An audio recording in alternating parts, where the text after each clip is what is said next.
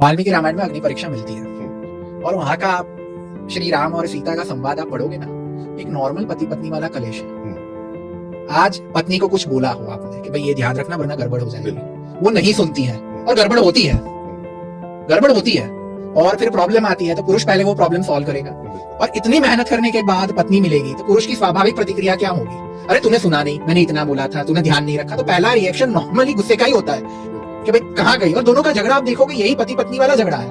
और अग्नि परीक्षा को ये लोग इतना हाइप देते हैं, मैं उसको महत्वपूर्ण नहीं मानता कि भाई पति अपनी पत्नी से प्रश्न कर लेता है या उसकी परीक्षा लेता है कि भाई तुझे मेरे साथ आना है। मैं उसको श्री राम की उदारता मानता हूँ कि भाई अगर पत्नी का मन बदल गया तो श्री राम उदार थे कि भाई तू देख ले। कहीं पे क्रोध भी, उन्होंने क्रोधवश भी कहा कि तू लक्ष्मण के साथ विवाह कर ले, तू भरत के साथ विवाह कर ले। अब गुस्से में मनुष्य बहुत बोलता है ना कि भाई तू जा, मरने चली जा। पति पत्नी में झगड़ा होता है क्या नहीं बोलते हम? बिल्कुल कि भाई तू मरने चली जा, उसका लिटरल मीनिंग नहीं होता। तेरा मुंह नहीं देखना है मुझे, अभी का अभी मैं तेरे को जहर देता हूँ।